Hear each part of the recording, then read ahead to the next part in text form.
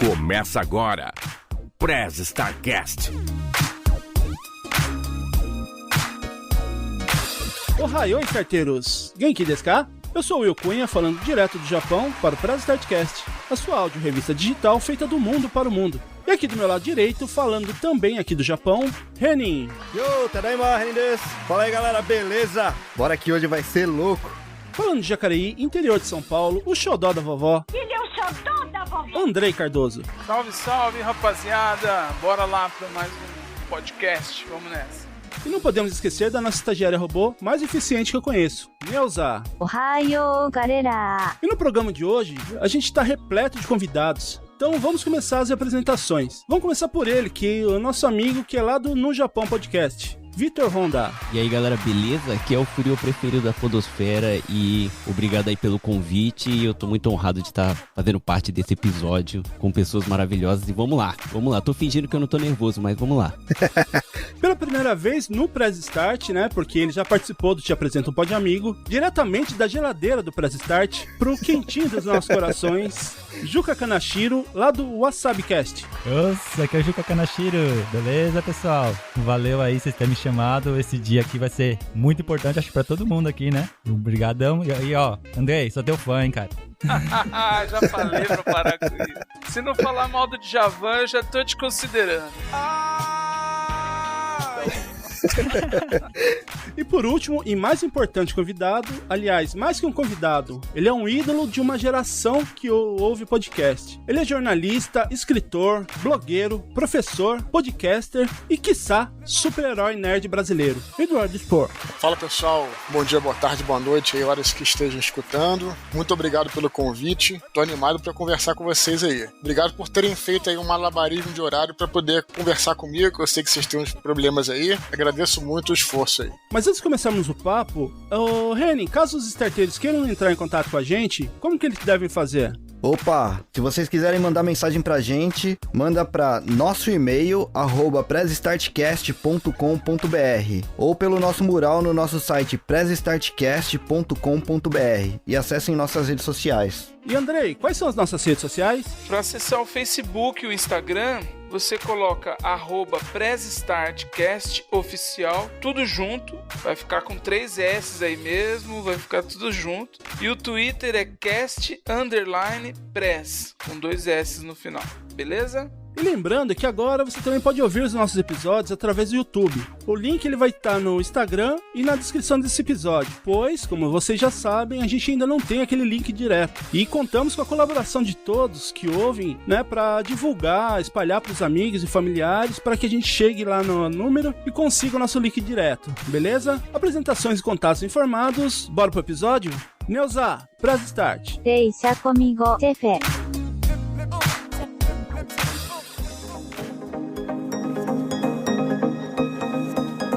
Press Starcast. Bom, galera, como eu falei na introdução, né, a gente vai falar um pouco hoje, bater um papo aí bem descontraído com o Eduardo. E eu queria começar perguntando para você, Eduardo, a pergunta que a gente sempre faz para os nossos convidados. Quem é o Eduardo? Essa pergunta eu já tenho resposta na ponta da língua há vários anos. Eu costumo dizer que eu sou um nerd, né? E a gente tem aquela definição clássica e antiga do nerd, que é o nerd é um cara que se interessa bastante por um assunto, né? Então, às vezes o cara que gosta muito de futebol, por exemplo, é o nerd de futebol, pode crer que é. E eu sou um nerd de literatura, de RPG, de Guerra nas Estrelas, apesar de que eu tenho eu não assisti muitos filmes novos aí. E, cara, é isso que eu curto mesmo, assim. Eu gosto de me classificar como nerd. E sou escritor, né? Jornalista, como você falou. Hoje em dia trabalho só escrevendo. Escrevi aí os 4 livros da tetralogia angélica e agora estou iniciando essa trilogia que é do Santo Guerreiro. E pra fazer jus mesmo da parte de escritor nerd, né? É história de fantasia, cara. Melhor gênero que tem. Verdade. Aliás, praticamente foi você, né, que abriu esse gênero no Brasil. Assim, pro mainstream, vamos dizer assim. Cara, eu acho que na verdade foi o nosso André Bianco, né? André Bianco, ele veio antes da gente aí, ele foi um dos caras que... Foi até interessante comentar sobre isso, porque eu já vi os livros dele nas livrarias, ele foi realmente o primeiro que veio. Na verdade, ele começou escrevendo... O primeiro livro que ele lançou foi o 7, né? Um livro de vampiros, mas os vampiros dele são um estilão, assim, meio fantasia também, né? Tem poderes fantásticos, assim, não posso dizer que é um livro de vampiro tanto pro lado do terror. Tem o terror, mas também tem bastante de fantasia, os livros do André Bianco, mesmo sendo nesse gênero um pouco mais de vampiro e tal. E aí, eu me lembro que eu via os livros dele na livraria e falei, pô, legal, cara, esse cara é um brasileiro aí que alcançou as estantes aí das livrarias, e aí... Pô, queria ser como ele. Aí, depois, quando eu lancei meus livros, a gente veio se encontrar, se conhecia aí na Bienal, numa da Bienal, acho que foi de 2010 ou 2009, se eu não me engano. Então, ele que foi o primeiro, assim, eu acho. Mas esse negócio de falar que é primeiro é sempre complicado, porque sempre vai vir uma pessoa falar, reivindicar, né? Não, mas antes eu publiquei o meu livro, tal, etc. Então, é meio complicado, assim, dizer que você foi o primeiro. Assim, em tudo, né? Em tudo. É quando a gente fala, o cara que foi um livro que foi o pioneiro da ficção científica em tal lugar. Aí vem outra pessoa e fala que não, teve um antes. Então, mas eu sempre penso no André Bianco aí como o cara que abriu o caminho aí também pra gente, né? Eu vim depois o Solano, né? O Dracon e outros autores aí, Leonel e tal, dessa parte de fantasia, né? Mas realmente eu tive uma ajuda de uma galera que veio antes de mim. Eduardo, eu queria perguntar, voltando lá pro seu primeiro livro, né? Batalha do Apocalipse. Quando você escreveu ele, que nem você gosta de mestrar RPG, né? Você em algum RPG já tinha feito algum tema assim, uma batalha angelical, alguma coisa assim bíblica, ou foi tudo do zero mesmo? Você começou a pesquisar e tal. Surgiu, na verdade, primeiro veio do RPG, foi uma mistura de RPG e literatura mesmo, porque a gente jogava um jogo na época que era de vampiros, de RPG, né? Que era de vampiros, lobisomens, tinha magos e fantasmas, tinha até fada no meio do jogo, né? E aí só não tinha anjo e demônio na época. Então a gente, como gostava dessa temática, eu digo a gente que eu falo meus amigos todos de mesa de jogo e tal, meus amigos mais próximos e tal, a gente gostava muito dessa temática, não só pelo filme lá, Anjos Rebeldes, que a gente viu lá com Christopher Walken, um filme de 95, se eu não me engano, salvo engano. Legal, justo. Como também pelos quadrinhos da Vertigo. A gente era muito fã da Vertigo, do Preacher, do Hellblazer, que depois ficou conhecido como Constantine por causa do filme, né? E o Sandman também, eles já tinham essa temática aí, a Vertigo, que é um selo da DC Comics, né? Então ela tinha essa temática aí, que tinha muita coisa com anjos, com demônios, o Neil Gaiman era muito nessa linha, o próprio Alan Moore, que veio antes do Neil Gaiman, fazia um pouquinho esse tipo de coisa e tal. Então a gente já gostava bastante. Então quando a gente quis levar para RPG essa temática de anjos e demônios, como não existia o livro em si, para você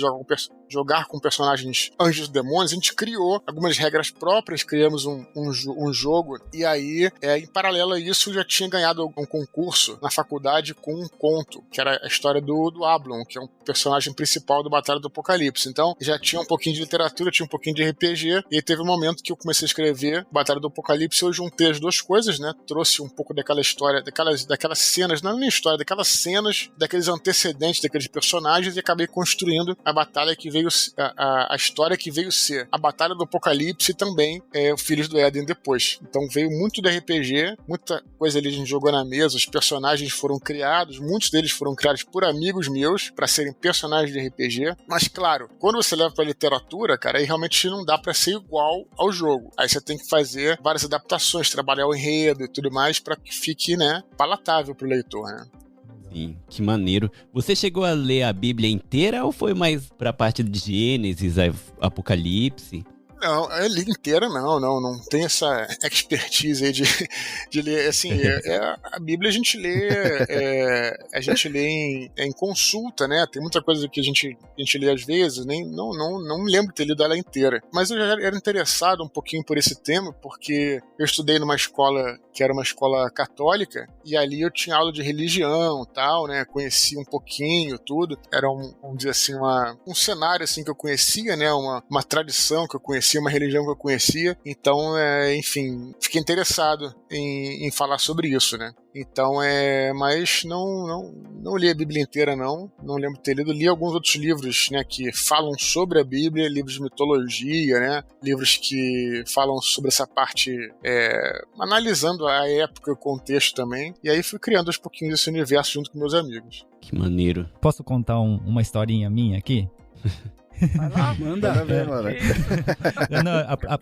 Aproveitando aí a ponte que o Eduardo falou dos quadrinhos da Vertigo, Hellblazer, Sandman, Neil Gaiman e tal, né? Eu já comentei isso com o Will. Quando eu era adolescente, eu cheguei a ensaiar fazer um fanzine, né? Que louco. Então, eu cheguei a fazer, assim, mais de brincadeira, tal, assim. E nesse fanzine eu tinha o intuito de lançar um quadrinho, que era uma obra minha, né? E até cheguei a desenhar uma página. Eu tive a ideia desses personagens, sim, baseados na Vertigo, né? Que eu amava, principalmente Sandman, Hellblazer, eu amava. Eu lia bastante, né? Mas a minha principal fonte foi logo depois que eu li o livro do Paulo Coelho, As Valquírias, né?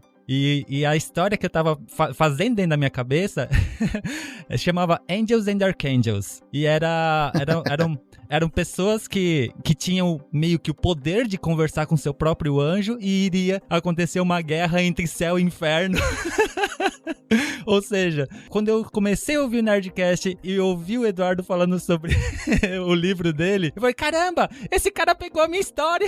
Olha aí, Eduardo. Aí, já chega.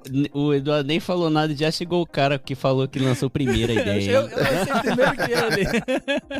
Que ousado, hein, Juca?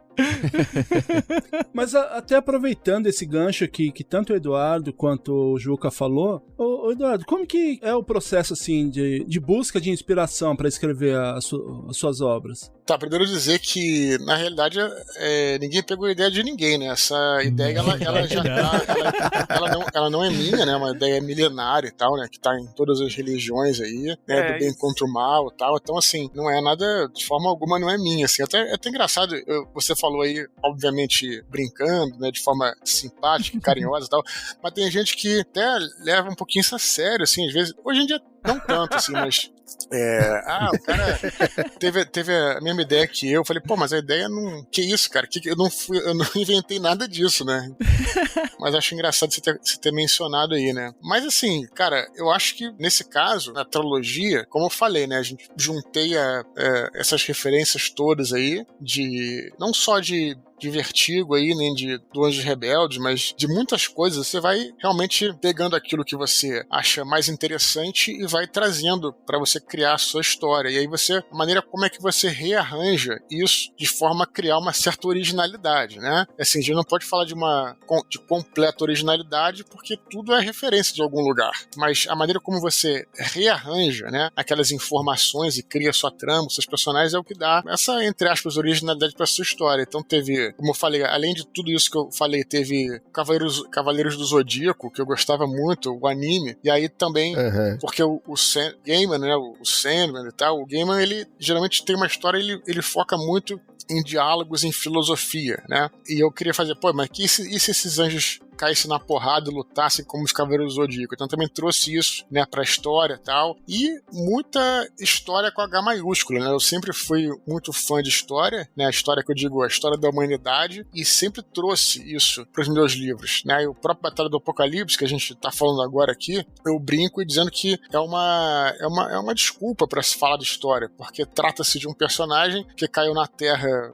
lá na época de Babilônia Antiga e tal, e aí foi atravessando essas eras da humanidade até chegar na Batalha do Apocalipse, no fim do mundo. Então, como vocês sabem, talvez vocês já tenham lido, ele vai passando por várias civilizações, encontrando pessoas, conhecendo como é que era a época e tal, e isso eu queria trazer, né, esse aspecto histórico também para os meus livros, né. Eu trabalhei isso muito no próprio Batalha e depois no Anjos da Morte. Dentro da tetralogia, eu trabalhei isso no Anjos da Morte, que é a história do século XX, né, com outro personagem, que é o Daniel, que passa pelas guerras do século XX e tudo mais. Então é isso, todas essas referências acabam se juntando e você tem que ver como é que você arruma isso para você criar a sua própria obra original, né. Só um comentáriozinho, se o Will quiser tirar isso do episódio na edição, pode ficar à vontade. É uma pequena tietagem, né? Mas a gente que acompanha o Nerdcast, né, sabe que você é um cara apaixonado por história e eu até conheci o Nerdcast e ouvi vocês falando de história, eu não tinha interesse nenhum mesmo. E vocês falam assim de história de uma forma tão bonita que eu me apaixonei por história. E hoje eu estudo muito história, assim, tento procurar. Eu sou novo ainda nessa vida, assim, porque até um tempinho atrás eu não queria nada com a vida. O negócio era trabalhar em fábrica aqui no Japão e seguir. Mas depois que eu conheci vocês, assim, hoje eu pretendo, quando tiver um tempinho mais, estudar até, né, fazer uma faculdade de história aí pra me poder saber mais, chegar num patamar aí que vocês vocês estão. Inclusive os... E nenhum patamar assim nem elevado, não. Eu te digo o seguinte, na verdade foi assim que eu aprendi história, né, em mesa de bar, né? E o que a gente fala muito do Nerdcast em si, assim, é que na verdade o objetivo ali, nós temos até um cara que é especialista, que é o caso do Felipe e tal, mas acho que o grande objetivo ali não é nem falar a história de forma totalmente perfeita e didática, mas conversar sobre o assunto. A gente sempre fala isso. E por isso que fica tão legal, né? Óbvio que a gente vai cometer muitos erros. E sempre foi assim, daí a sessão de e-mails que no começo era chamada canelada, justamente porque a gente já sabia que ia cometer erros. Mas essa sempre foi a proposta. A gente sabendo que somos imperfeitos, mas aí o objetivo ali não é dar uma informação. É claro que a gente vai se esforçar, a gente não vai falar besteira por falar. Mas a gente pode errar. Mas o objetivo ali é criar um interesse, né? E aí, claro, que você indo para os livros de história, estudando, e aí sim você vai ter informação acurada. Né? No nosso caso, a gente está ali para conversar, e foi assim que eu aprendi história, né? Quer dizer, que eu aprendi não, que eu tive interesse em procurar história, conversando com amigos, pessoas, já estava interessante, aquelas histórias da Segunda Guerra Mundial, aquelas superações, aquelas coisas épicas e tal, e aí eu fui procurar. E foi assim que eu fui me interessando e aprendendo, né? Ó, Eduardo, dá pra falar que o Vitor tá no caminho certo, viu? Porque se você vê o conhecimento dele hoje de história, velho, principalmente aqui do Japão, nossa, mano, você para pra ficar babando mesmo. Já fazendo um jabazinho aqui, no Japão tem uns episódios bem legais sobre a história do Japão, viu? O podcast lá do Vitor. E é legal você estudar justamente estando no Japão, né? Que você vai nos lugares e você pode, né? Interessante mesmo. E como eu cresci aqui, eu posso estudar em japonês. Mas é bem isso que você falou, né? Vocês conversam de uma forma, assim, bem informativo, mas divertido. E eu acho que foi por isso que eu comecei a gostar de história. Porque eu ia pra escola japonesa e tinha aula de história japonesa, né? Tinha história do mundo e história da história do Japão. E eu não tava nem aí. Falei, que aula velho chata, né? Aí depois de adulto agora que eu pego e falo, meu Deus, como eu perdi tempo, né? E eu tô até aprendendo agora o português um pouquinho mais, tentando ler livros em português, porque... Eu posso dizer assim que eu sou analfabeto porque eu não estudei na escola brasileira, né? Nunca estudei. Porque depois de um bom tempo, meu sonho hoje também é, quem sabe, escrever um livro, né? E tudo isso com influência do Nerdcast, escutando e com certeza sua, né? Então, por isso que eu tô tietando aqui bastante. Eu vou parar por aqui, mas é uma honra estar conversando com você, cara. É inacreditável.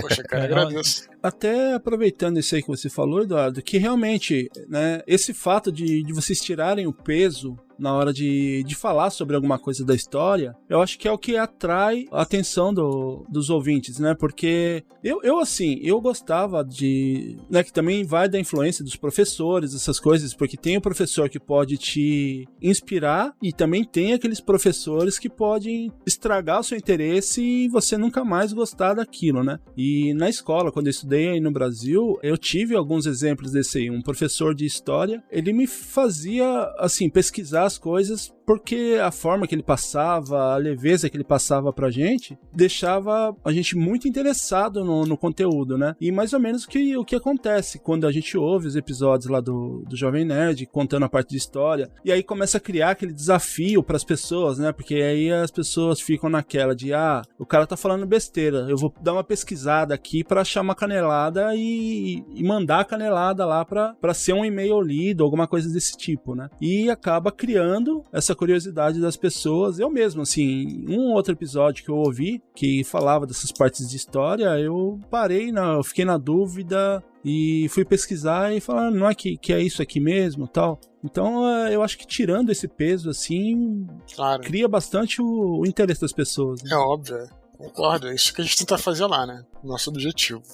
Voltando ao que o Vitor tava falando sobre que nem ele estudou aqui no Japão, tal assim, né? Eu tenho um belo exemplo sobre isso também aqui dentro de casa, né? Porque a minha esposa e minha companheira de podcast, a Biju, ela, assim como o Vitor, ela cresceu aqui no Japão e estudou praticamente só... Ela estudou um pouco em escola brasileira também, mas ela estudou praticamente mais em escola japonesa, né? A formação dela é na escola japonesa. Então é bem interessante, porque eu só estudei em escola brasileira e eu sempre gostei de história também, assim, apesar de eu não ter tanta informação assim, mas às vezes a gente troca informações, sabe? Eu conto um pouco pra ela sobre a história do Brasil, eu gosto bastante da época da ditadura brasileira, né? Assim, não da ditadura em si, da história, tá?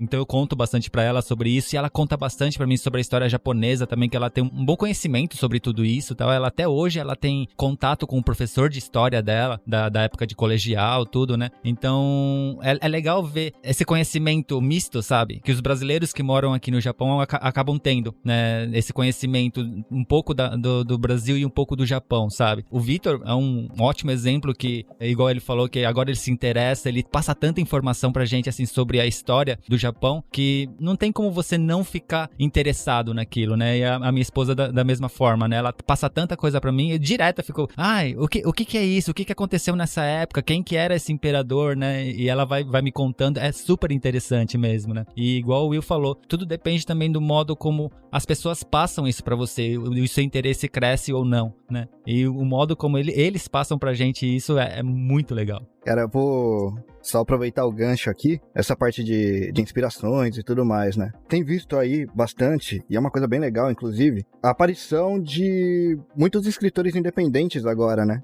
Cara, a sua história, de como você publicou o primeiro livro, de como você fez essa parceria, né, com o Jovem Nerd, com a Azaghal, lendo inclusive ainda encadernado, né? Tem como você contar um pouco dessa história? Porque é inspiradora mesmo. Logo depois de você publicar, eu acabei vendo uma gama aí de pessoas entrando nesse mundo mesmo da literatura independente, né? Foi de forma independente forçada, né? Porque eu tentei mandar para várias editoras, na época todas recusaram. A gente fez primeiro um Nerdcast em 2007, e aí tínhamos um case de ter vendido 500 livros, mesmo assim as editoras não se interessaram na época, né? E aí a gente acabou fazendo, olha, em 2009 a gente tinha lá uma grande demanda de pessoas procurando lá por e-mail e tal. O livro a gente falou, vamos fazer então uma edição grande de 4.000 exemplares. A gente colocou dinheiro, né, pra gente fazer essa edição, e aí começamos a vender pelo Jovem Nerd, né, pelo Nerd Store de novo, né? Teve a primeira venda em 2007, a segunda em 2009. Nessa de 2009 já tinha as redes sociais, 2007 já tinha, mas ainda era uma coisa mais de blogs e tal. E em 2009 já tinha Twitter, tinha Orkut, e começou a aparecer a comunidade do Orkut sobre o livro e tal, aí viralizou, as pessoas começaram a conversar entre si, os blogs literários, as redes sociais e tal, e a partir daí é que a editora se interessou, né? Quando eu já tinha desistido de publicar pela editora, né, a editora veio e se interessou espontaneamente, né, sem eu procurar mais elas, né? Então, eu sempre falo o seguinte, a gente correr atrás, né? Mesmo que uma editora não te dê esse espaço no começo, hoje em dia, cada vez mais a gente está com essas ferramentas de publicação independente. Na minha época nem tinha livro digital. Hoje em dia você ainda pode, né? Porque naquela época você ainda tinha que investir um pouco para fazer um livro físico, né? Nem que fosse 100 livros e tal. Hoje em dia você pode investir zero, né? Na verdade, recomenda-se sempre também investir, pelo menos com revisor e tal, né? Claro, mas hoje em dia você não tem, cara. Você pode realmente fazer tudo em digital. Aí se você quiser fazer também um livro físico, se não tiver dinheiro nenhum, tem até ferramentas hoje de financiamento coletivo. Então não tem nenhuma barreira mais para você publicar um livro, né? Depende só de você, na verdade, né? De você fazer um bom trabalho, de você conquistar os leitores, né? Conversar com eles e realmente apresentar um bom trabalho. Então, cara, é o que eu sempre falo, assim, né? Sempre existe essa porta aberta aí. Mesmo que você não tenha uma editora, você pode tentar o lançamento independente, né? Essa é a história de grandes escritores, né? Sempre vai ter uma editora que hoje chora por não ter aceitado ali publicar, né? Sim.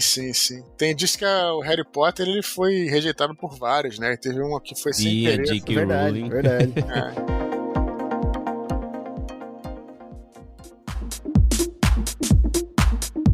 Press Starcast.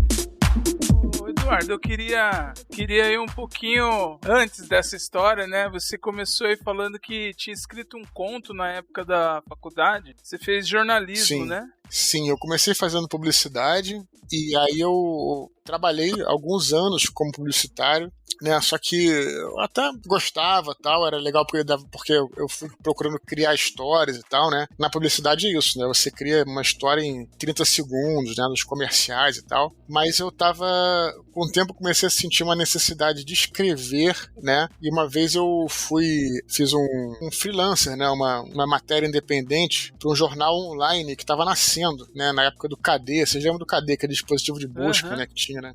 Caramba, Então, Eu lembro. eu não tava lembrando. Lembrei agora.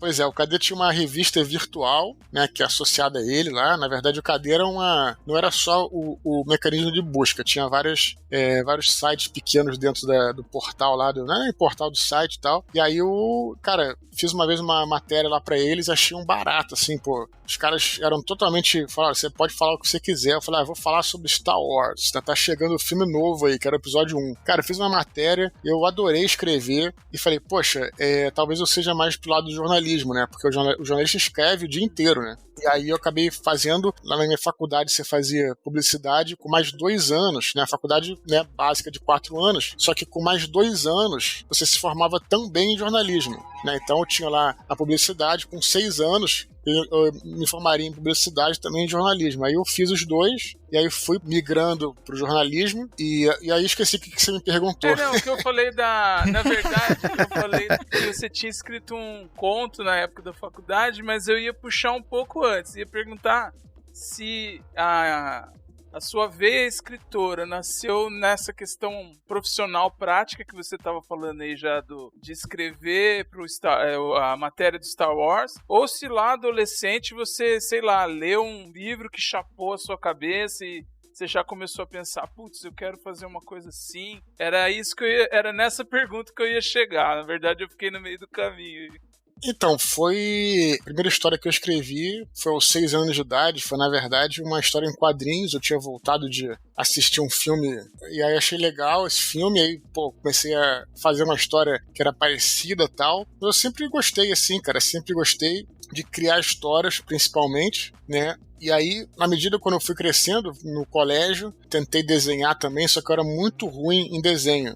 E aí, como eu gostava de ler, eu acabei entendendo que talvez eu pudesse expressar aquelas histórias, né, no papel, escrevendo, em prosa, porque eu já gostava muito de ler. Aí, na verdade, a escrita veio como uma necessidade de contar uma história. A coisa que eu gostava mais era contar histórias, inventar histórias. Mas qual o meio, né, que você vai, qual a forma que você vai usar para contar aquela história? Pode ser de várias coisas, né, desenho, vários tipos de arte. Você pode até numa escultura estar contando uma história e por aí vai. E acabei que eu fui pro lado da literatura porque eu já gostava muito de ler. E aí fui escrevendo vários contos, né, no colégio. Escrevia contos em cadernos de espiral e tal. E escrevi muita coisa em computador também. E esse foi o primeiro conto que eu ganhei um prêmio. Foi esse conto de um pequeno, na verdade, um concurso lá da faculdade, mas acabou sendo publicado, só vendia na banca da faculdade, mas eu achava, muito legal, assim, fiquei super prestigiado, e aí foi assim que começou, acho que a minha carreira literária, primeiramente mas a vontade já tinha desde muito antes, né? Deixa eu perguntar pra todo mundo, na verdade, não só pro Eduardo. Que nem você falou, né? Desde pequeno você já gostava de ler, você já se interessava, tudo.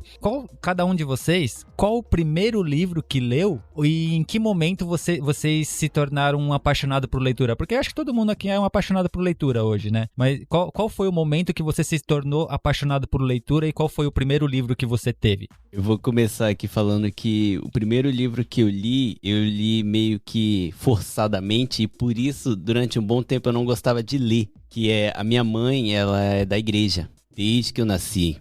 Então, o primeiro livro... É que assim, na escola japonesa, quando você chega na escola, eles tiram 15 minutos só pra ler. É um 15 minutos obrigatório que chama Dokusho, que é pra você ler. Você tem que ler livro, mas não pode ser história em quadrinho. Não pode ter desenho, né? Tem que ser livro assim. E os livros aqui do Japão é menor do que a palma da mão. Os livros comuns aqui do Japão. A minha mãe fez eu levar a Bíblia pra ler. E era a Bíblia com a linguagem de adolescente. Então era, sei lá, parecia uma pasta. Era gigante.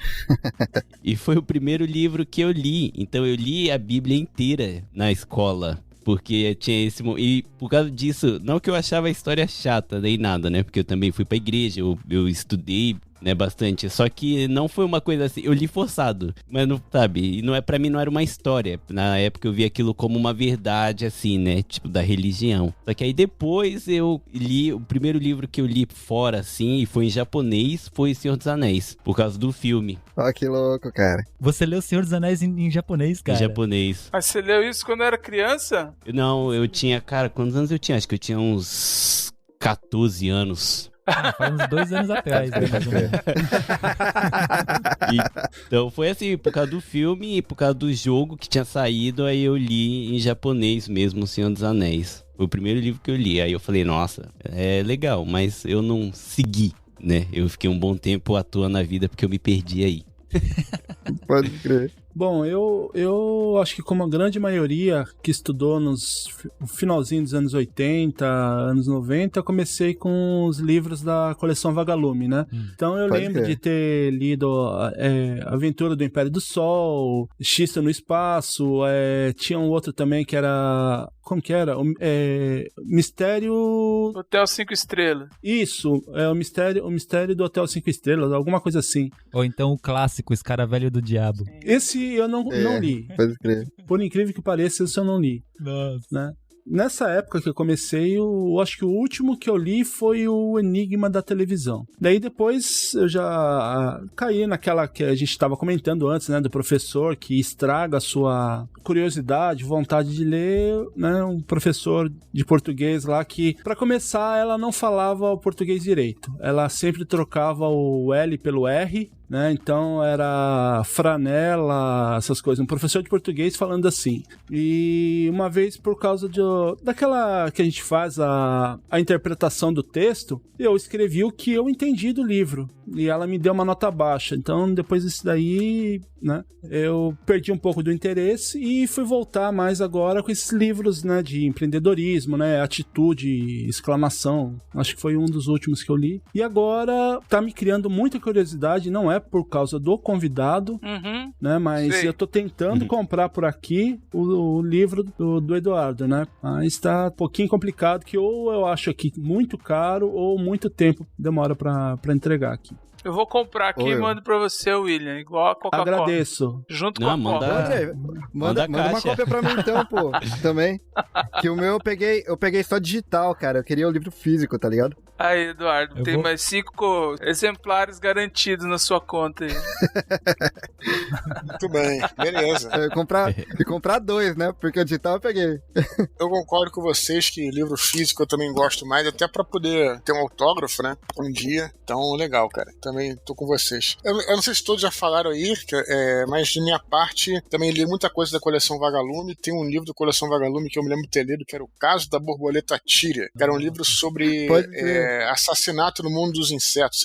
Era um romance policial no mundo dos insetos. Muito interessante o negócio. Mas depois eu comecei a me interessar, já um pouquinho mais velho um pouco, pelos livros do Sherlock Holmes, né, que também eram livros policiais. Depois pelos livros de fantasia, porque eu já jogava RPG, e aí isso trouxe também um interesse por fantasia, aqueles mundos fantásticos, até para poder me abastecer de informação para eu poder criar os jogos, né, mestrar os jogos, até como jogador, não só como mestre. E depois, cara, deslanchei. Comecei a ler de tudo, terror, muito Stephen King, romances históricos, e aí realmente eu fui embora, né, mas eu não sei, eu não lembro de um livro específico, não, porque eu gostava bastante de ler, então assim, não sei se foi um especial, talvez tenha sido vários aí. Aqui da minha parte, eu também fui uma criança nos anos 80, então li todos esses da série Vagalume, alguns não, mas eu lembrei o William aí porque eu tinha lido, né, o Mistério do Hotel 5 Estrelas, mas agora,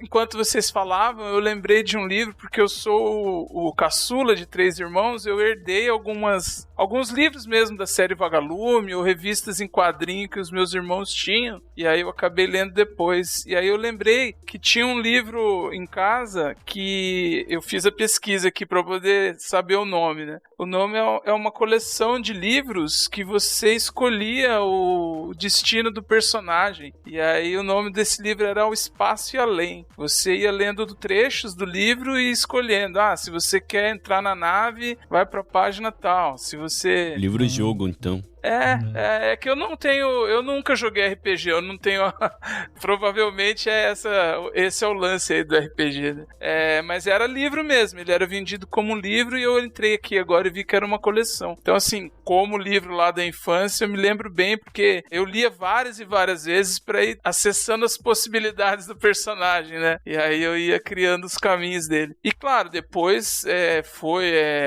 esses livros Agatha Christie, até mesmo Machado de Assis, e aí vai pela vida adulta aí, livros de história, né, de biografias, né, tô sempre lendo aí. Os últimos eu entrei numa de ler os best-sellers do Harari aí, que eu tô entre eles agora, assim, lendo. E aqui em casa tem muito livro, eu tô de frente pra um monte aqui. Tenho livro pra ler que eu até depois de morrer, se precisar. Eu tô doido pra jogar um livro de jogo aí que eu tô esperando chegar, que vai provavelmente chegar no final do ano aí. Depois que ficar pronta a coleção Call of Cthulhu lá. Eu, desde criança, sempre fui apaixonado por leitura, né? Assim, é claro que pra mim o principal sempre foi quadrinhos, né? Desde Turma da Mônica, passando pelos super-heróis, Marvel DC, na adolescência veio a Vertigo e tal, e até hoje eu sou apaixonado por quadrinhos, né? Apesar de não acompanhar tanto assim mais. Mas livro, o primeiro livro que eu tive na minha vida, que eu ganhei do meu pai, né? Eu era bem pequeno, na verdade, foi o Pequeno Príncipe, né? Mas eu ainda era muito pequeno, por mais que seja, né, uma leitura mais infantil assim, eu não dei tanta importância na época, não entrou na cabeça, nada. Mas daí o primeiro livro que eu li e que eu vi assim, putz, que bacana, que legal, eu gosto de ler livro, foi quando a minha avó me levou a primeira vez numa biblioteca e ela pegou pra mim O Saci, do Monteiro Lobato. Que é do Sítio do Pica-Pau, mas era o livro em si era O Saci. Nossa, cara, como eu amei aquele livro. E aquilo me fez eu entrar nessa coisa de ler livros, né? Não só quadrinhos, né? Não li tanto assim e tal. Só que o livro que me fez mesmo, puta, eu sou realmente um apaixonado por livros, foi o Hobbit, né? Do Tolkien, né? Eu li quando eu tinha uns 15 anos, mais ou menos, e eu li assim por acaso, eu não sabia do que se tratava nem nada. Eu li por acaso porque a minha mãe pegou emprestado de um colega de serviço, ou seja, foi por causa da minha mãe que eu conheci Tolkien, cara. Que da hora, cara. Que maneiro. O Hobbit eu comecei a ler por causa do Jovem Nerd também. Aliás, é legal que a influência dos pais foram bem fortes pra você, então, no caso, né, cara? Sim. A minha mãe, minha mãe até hoje, ela é uma leitora, assim, sabe, doente mesmo. Eu lembro quando eu era criança, às vezes eu via ela lendo 2, 3 livros ao mesmo tempo, cara. Acho que a maior paixão dela sempre foi livro, sempre foi leitura. Então minha casa sempre foi repleta de livros, né? Pode crer. Eu demorei pra ter aquela coisa assim de chegar na estante de livro da minha mãe, pegar um livro e começar a ler. Eu demorei a fazer isso, né? É assim como o Will e o Vitor contaram, assim, na época de escola, os livros que a gente eram, digamos assim, obrigado a ler, às vezes, sabe, por estar lendo por obrigação, não me chamava muita atenção, sabe? Até ficava meio, né, distante daquilo, né? Mas no momento que eu comecei a pegar livro da estante da minha mãe, foi quando eu comecei a ler pra valer mesmo, tá ligado? Nossa, se eu fosse seguir o que minha mãe queria pra mim, hoje eu seria pastor, né? Ela estaria bem mais feliz, eu acho. E olha que minha mãe, muitos dos livros assim que fazem sucesso, vamos dizer aí no mundo nerd, eu puxei da minha mãe, cara. Foi ela a primeira a pegar O Senhor dos Anéis, foi ela a primeira a pegar Harry Potter, foi ela a primeira a pegar Dan Brown, sabe? Uhum. Então essas coisas tudo eu fui pegando dela, cara. Eu nunca, assim, é claro que hoje eu compro, quer dizer, nem compro tanto assim, mas era sempre ela que comprava o livro e eu pegava dela, sabe? Maneiro. E assim, pegando essa referência que você falou aí, Juca, eu parei agora pra pensar, não tava entendendo, agora eu entendi que na estante lá da casa dos meus pais, né, meu pai uma vez colocou um livro lá que eu acho que era uma mensagem pra mim, porque ele falou, o livro lá, eu fui ler, tava marcado, como fazer seu filho passar numa entrevista de emprego antes dos 18. Eu acho que era uma mensagem subliminar isso, né? Mas, e você aí, ô Reni, pra gente terminar essa parte de inspiração, que eu tenho umas perguntas aqui pra fazer pro Eduardo. Qual que foi as suas inspirações, essas coisas pra leitura? Cara, meu primeiro livro, aliás, foi uma coleção de livros, né? Eu não sei se vocês lembram. Lembra que tinha um livro, uma coleção de livros da Xuxa, de contos de fada, que vinha com uma fita cassete pra você ir ouvindo junto? Caramba, cara. Eu acho que eu não tinha nascido ainda. Tô muito velho mesmo, né, cara? Puta merda. Eu não posso nem falar isso, que eu já me entreguei com a série Vagalume antes, então não dá pra eu falar. Pode crer. Pô, então, cara, eu era bem pequenininho ainda mais por vir com fita cassete e tal, isso ajudou muito, sabe? Você pegou o primeiro audiobook.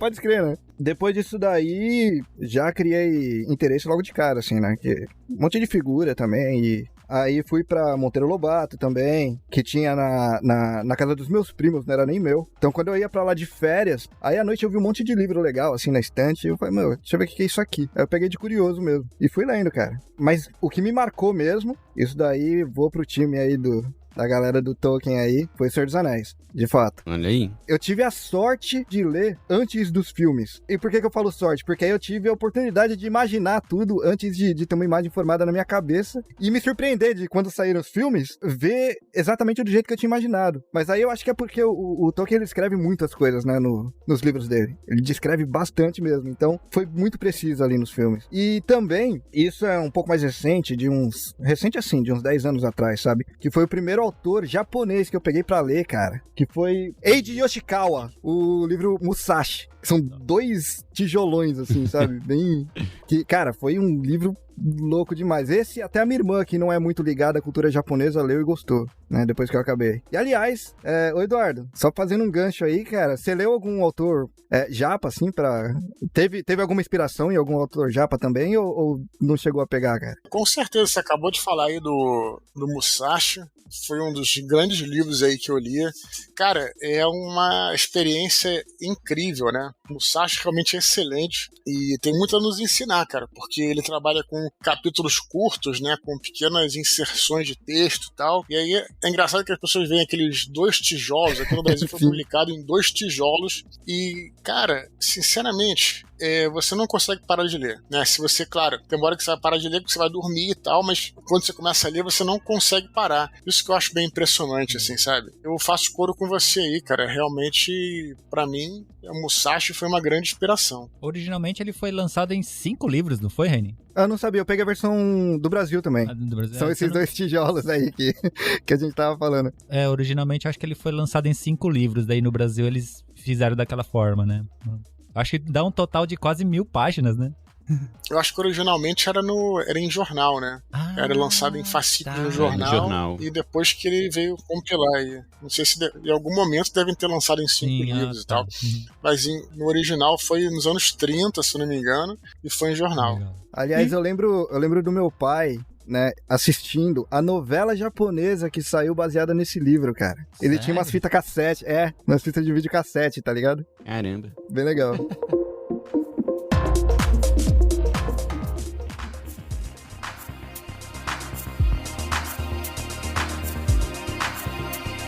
Prez Starcast. E, ô Eduardo, já passou pela sua cabeça ou algum projeto, alguma coisa de escrever com a temática daqui do Oriente? Eu já escrevi, escrevi algumas partes aí do próprio Batalha do Apocalipse, né, que se passam na China e tal, né, e depois no próprio Paraíso Perdido tem uma parte que eles também vão pra essa área, assim, de mais do Oriente e tal. Então eu acabei escrevendo um pouquinho, assim, né, cara, mas eu não sei se eu saberia também um detalhe, assim, porque você tem que ter uma noção mais ou menos, né? Eu acho que é importante também você ter uma noção, vamos dizer assim, pelo menos da cultura, de você estar na cultura pra você falar um pouco sobre ela, né? Senão fica uma coisa até um pouco estereotipada. Então, é por isso que eu trabalhei muito de fantasia, agora o romance histórico é uma coisa do Império Romano, que é uma parada que tem até a ver um pouquinho com o Brasil e tal, mas vontade eu tenho, né, cara? O universo da tetralogia em si é uma parada muito, muito ampla, né? Então dá pra trabalhar muitas coisas em cima disso. Além do Musashi, você chegou a ler alguma outra obra de escritor japonês, Eduardo? Só os mangás, né? Lobo Solitário, os próprios mangás dos Cavaleiros do Zodíaco, né? Que tem os mangás também que são excelentes. pelos mangás eu li alguma coisa. O Akira, por exemplo, que virou anime, mas também veio do mangá, é um quadrinho excelente também. E tem o livro dos Cinco Anéis, né, que eu acho que foi escrito pelo próprio Musashi também, né, também é curtinho e muito interessante. Aqui no Japão é meio difícil ver autor que fica famoso assim mundialmente, né? Diferente dos britânicos, assim, né? Da galera assim, das antigas, os japoneses ficam bem mais por aqui, né? Que eu acho que o estilo das histórias é bem diferente, né? Não sei se você concorda com isso. É que aqui no Japão as histórias eles chamam de shosetsu, né? Que é show o kanji de pequeno, então são histórias curtas, né? Tem até um escritor que é bem famoso, que é o Akutagawa. Ele ficou famoso por um livro que só tem 11 páginas. Caramba! Só que assim, ficou conhecido mundialmente, chama Rashomon, o livro, né? E o cara virou uma lenda. Eu acho maneiro isso. E eu diria assim que eu não sou muito fã de poesia, mas os haikai, que é uma poesia tipicamente japonesa, é excelente, né? E tem 3 linhas, 4 linhas às vezes, é bem curto. E realmente é uma obra de arte. Se um dia você resolver escrever um pouco mais sobre cultura japonesa e vier fazer uma viagem pro Japão, ó, o Vitor aí já é pró, já, hein? Já pensou que loucura? É um lugar que eu queria muito isso. É interessante se algum dia você for fazer alguma história assim que se passa aqui, até mesmo para entender a mente dos japoneses, é bem legal você ler algumas obras assim de autor japonês, que sim, é muito típico, assim, é muito diferente dos outros lugares. Não, olha, eu sei, você tem toda a razão. Como é que eu sei disso, né? Eu também vou falar de uma obra que não foi escrita por um japonês, mas ela tem muito da cultura japonesa, que é o livro Shogun. Às vezes eu falo lá no Nerdcast, né? O livro escrito por um britânico chamado James Clavell. Mas ele morou um tempo no Japão, ele foi combatente na Segunda Guerra Mundial, ficou preso na China e tal. E ali, não sei se já leram, esse livro é espetacular, né, cara? É muito bom, fica aí a dica. Eu vi só a série. E ali, cara, ali você vê, mais no livro, né? Você vê realmente, por isso que eu falo que tem que ter um certo cuidado ao escrever sobre uma cultura para ficar verossímil, né? Então no Shogun, tanto no Shogun como no Musashi é óbvio isso, né? Mas no Shogun, que é escrito por um britânico, mas ele conhece a cultura japonesa, conhecia, né? Você vê ali que a maneira como os japoneses se relacionam, por exemplo, é muito diferente de um filme como, por exemplo, que aliás é muito bom, que é O Último Samurai. Muito bom mesmo. O Último Samurai é um filme muito bom, só que, cara, aquele daimyo que ele encontra, né, aquele senhor feudal, tal, que é o líder da rebelião, cara, aquele cara não é japonês, quer dizer, ele é japonês, né, obviamente, sim, o ator, mas aquilo não é uma relação, um senhor japonês feudal não teria uma relação desse tipo com outra pessoa, cara. Sabe, é diferente, ainda mais naquela época, sabe, ele fica amigo do cara, só que você ficar amigo do cara naquelas circunstâncias é um outro nível de distanciamento, é muito diferente, e o Shogun mostra isso, né, o Shogun também é a história de um britânico que chega no Japão em 1600, ele vira samurai, né, só que ele não tem essa relação, ele vira até amigo do daimyo, que é o cara que vai virar o Shogun, ele é até amigo, mas assim, tipo, a relação deles é muito diferente, cara. Não tem essa intimidade, essa coisa, sabe? É muito diferente tudo. Então é por isso que, assim, pode ser interessante, o filme é maneiro pra você ver, blockbuster e tal, bacana, tem lutas maneiras, mas não fica verossímil pra quem conhece a cultura japonesa. E até sabe? No Último Samurai, o Daimyo lá, ele tava lutando contra, né, pra americanização do Japão, então ele jamais falaria inglês, né, igual ele fala no filme, né.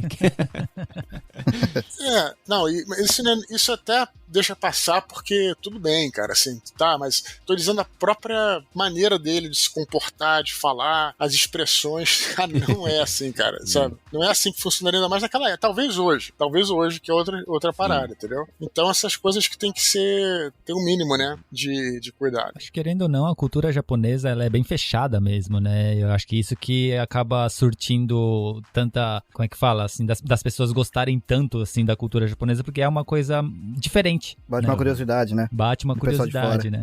Eu acho que a cultura, a parte de ler, assim, obras japonesas não pega tanto fora, porque os escritores famosos, assim, que tem as obras mais famosas aqui do Japão, a maioria, o tema é muito pesado. Então, é muito com suicídio, morte, demônio, tipo, é muito meio pra parte obscura, assim, das pessoas, né? Pega a parte psicológica das pessoas. Então, a maioria das obras você pega assim e você termina lendo ou não entendendo nada, porque é muito complexo, ou você termina de ler muito mal. Você não se apega mais ao personagem, mas ao mesmo tempo você não consegue parar de ler porque você quer saber o que vai acontecer. Termina de um jeito que você fala assim, nossa, mano, tô muito na merda, sabe? Engraçado que isso reflete um pouco até na parte pop, né? Você pega muitos animes de temática um pouco mais séria. Não tem finais felizes, né? Sim. É verdade. Os próprios escritores aqui, Eduardo, não sei se você sabe, um dos mais famosos, ele lançou a obra-prima dele, a última obra, e depois fez o seppuku, né? Se matou, cortando, enfiando o katana na própria barriga e tal. E vários que hoje é os mais conhecidos, todos se mataram, né? E as obras tratavam muito sobre isso. É bem diferente assim que você vai para as obras de fora, que é fantasia, aquela história que te deixa maluco, o final maluco, te deixa felizão. Aqui você fica mal. Não, essa é uma cultura, realmente tem essa coisa. A gente, né, eu tive bons professores de antropologia e me ensinaram que tem que fazer um esforço para não tentar julgar a cultura do outro a partir da sua própria visão, né? Mas o que acontece que eu acho interessante da cultura ocidental, e eu acho que isso acabou chegando no Japão depois de muito tempo, né? Isso, é claro, eu não sou, você sabe, né, eu não sou um cara religioso nem nada, mas eu acho que realmente uma das grandes coisas do cristianismo foi essa questão da valorização da vida. Tem coisas ruins do cristianismo, mas também tem coisas boas. Assim como tem coisas boas na cultura japonesa, tem coisas ruins também. Eu acho que o grande acerto do cristianismo foi a valorização da vida, né? Que é uma parada que está entranhada na nossa cultura desde o início da Idade Média. Não estou falando que ninguém morria, que ninguém se matava, que ninguém... Acontece isso no Ocidente, claro que acontece, mas existe uma supervalorização da vida que eu acho positiva, né? É uma coisa que a cultura oriental só veio conhecer muito depois. A valorização na cultura oriental era mais pela honra. E, de novo, eu não tô achando não é que seja ruim, mas eu acho que realmente o cristianismo trouxe isso de positivo, eu acho, para a humanidade nesse ponto, entendeu? Filosoficamente falando, não religiosamente falando, mas filosoficamente falando, sabe? O cristianismo chegou aqui, um dos mais famosos, que esse Akutagawa, ele se matou tomando muito remédio. Não, sim, chegou aí sim, mas é que tá, a cultura ocidental é uma cultura cristã, mesmo para quem não é cristão. Nós no Ocidente valorizamos os valores cristãos, mesmo que seja ateu, mas a nossa cultura é uma cultura com base no cristianismo, isso que eu tô falando, entendeu? No Japão tem a religião, sempre teve, né? Inclusive esse próprio livro Shogun que eu citei, cara, é espetacular o papel dos jesuítas no livro, muito interessante, fala bastante sobre isso, mas é o que eu tô dizendo, mas ainda assim a cultura japonesa era mais forte, assim, né? Eu acho que ainda prevalece em si. Não tô falando de religião, que eu tô dizendo, tô falando da cultura e filosoficamente falando. Os jesuítas fizeram parte do período Sengoku, né, da Guerra Civil aqui, de uma forma bem maneira, mas o que eu tava querendo dizer do Akutagawa, que se matou, né, tomando vários remédios, o último livro que ele escreveu foi sobre o cristianismo. Só que ele não acreditava. Ele falou que o cristianismo não conseguiu trazer a salvação que ele queria uma luz, ele não achou. Só que ele ficou intrigado com aquilo e no último livro ele meio que procurava fazer os japoneses que estavam lendo entender isso, que os japoneses não têm, na verdade eles não têm religião, porque quando é ano novo, o japonês vai pro Jinja, que é um templo shintoísta. Quando ele vai fazer algum pedido, ele vai para um templo budista. E quando ele casa na igreja cristã católica. Aí quando você pergunta para um japonês qual é a sua... o que Deus você acredita, ele fala nenhum, sabe?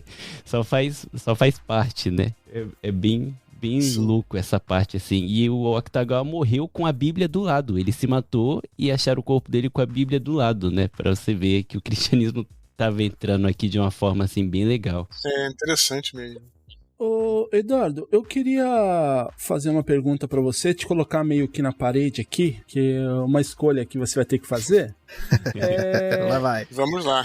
O que você prefere? um livro que ele se torne um best-seller ou uma partida de RPG perfeita com os amigos e família? Você mestrando ou jogando, né? Sim. Cara, sem dúvida o livro, porque atinge mais gente, né? A partida de RPG vai atingir ali 5, 6 pessoas, dependendo do...